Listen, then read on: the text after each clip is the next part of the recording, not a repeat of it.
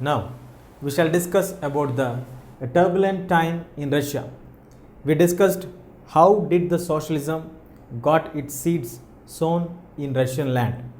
We have discussed who are the famous people who advocated and propagated the philosophy of socialism, which got later transformed into communism. But coming into the practical situation, how did exactly socialism got escalated in Russia? How did people understand it? And how did people implement this one?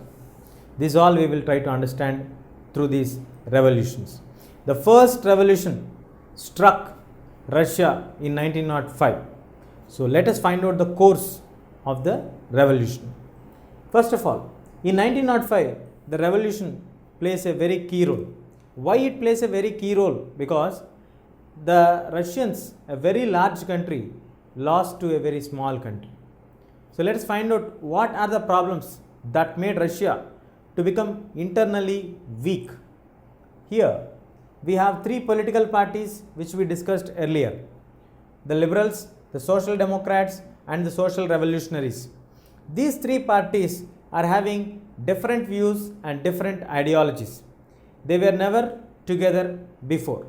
But Tsar, the king of Russia, was never a subject of parliament. They want, all the political parties now want to end the kingships, that immunity which is given, that he is above the parliament. They want to have a new constitution which will dictate the terms and the conditions for a king to do and how to perform the duties. So now the liberals, the social democrats and the social revolutionaries started to demand constitution, which got a very wide appeal from the people, from the peasants, from the working community. What are the factors that made all the political parties to come together? The sufferings of the people, especially the workers.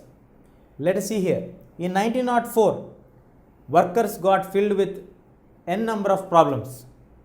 When we say n number of problems, the basic dangers started to enter them. Basic needs were in very difficult situation. This resulted in the subsistence crisis.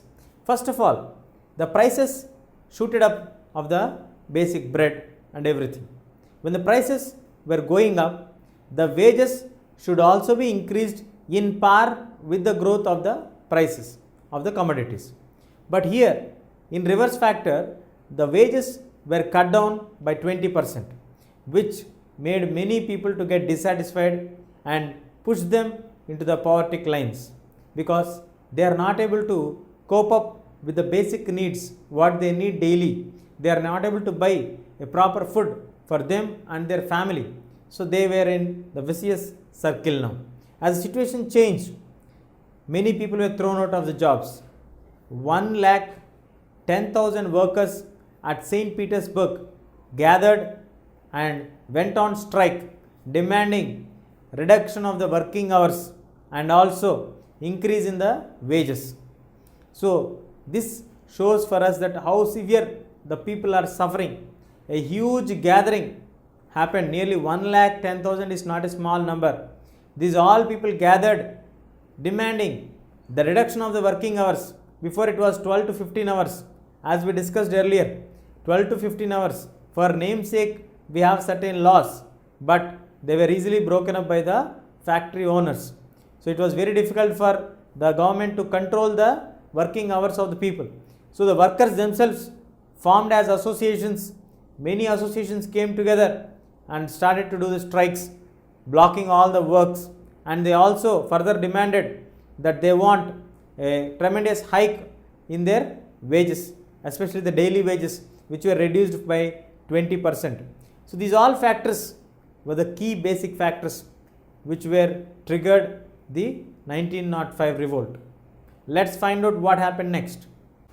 When the large gathering of 1,10,000 workers were headed by Father Gapon, Father Gapon took all these people and went to the official residence of the Tsar, which is also known as Winter Palace. During the winter season, he used to stay there. And in this winter season, he went to the Winter Palace. As soon as Father arrived there with a huge crowd, the police and the Cossacks started to attack them. In the interaction of attraction between them, when they got attacked them, 100 people were killed and 300 people were wounded. So this created a lot of anger in the people. This incident happened on Sunday. That is the reason why historians call this one as Bloody Sunday. So because of this Bloody Sunday plays a very important role in the history of Russia, because from this day onwards a series of incidents took place till the revolution of 1905 brought certain changes in Russia. So Bloody Sunday is the starting point of a series of incidents which resulted in 1905 revolt. This revolt started to get triggered on this Sunday when 100 people were killed by the police and the Cossacks of the king, and nearly 300 people were wounded. So when these people were wounded and many people were killed, all over the country many strikes were started. All the students left their schools, colleges and universities and came onto the streets demanding for a new constituent assembly. All the doctors, all the engineers, all the lawyers, all the workers, all together in every corner of the country, we can observe strikes happening at every place. So as the strikes are happening at every place, the country was completely in a disturbed state. So that is the reason why Bloody Sunday is considered as the starting point of a great revolt. So what did the king do when the entire country was organizing strikes? Every individual directly or indirectly was cooperating for the strikes. Educated people, uneducated people, educating students, university students, college students, all came outside, workers, engineers, lawyers, everybody was stopped working and started to fight for the demanding the constituent assembly. As the entire country was in strikes, every corner of the country people are involved in the strikes. As there is no other alternative left out, the Tsar agreed for the formation of the parliament. That is, the Russian parliament is known as Duma. Yes, Duma was created. The dreams of the people are turned to be in reality. Duma was elected. The first Duma was elected, but the Tsar was not ready to accept any reductions in his powers, and he is not ready to come under the subject of parliament. So this again forced Tsar to suspend the first Duma for the next 75 days. As soon as the 75 days, within less than 3 months, the Duma was suspended and again the re-elections were conducted. When the second re-elections were conducted, the second Duma was again suspended in 3 months. So this clearly shows for us that Tsar do not want any restrictions on his powers. He is not ready to accept any kind of changes in his position. While when the third Duma came into existence, when the elections are happening, he changed the voting laws which restricted only the conservatives to contest in the elections, and the liberals and the revolutionaries were left out even to participate in the elections. So the third Duma got filled up with the conservatives, wherein all want in favor of the Tsar. Conservatives want to preserve the world tradition and culture. So the attempts or the dreams of the people gone into vain.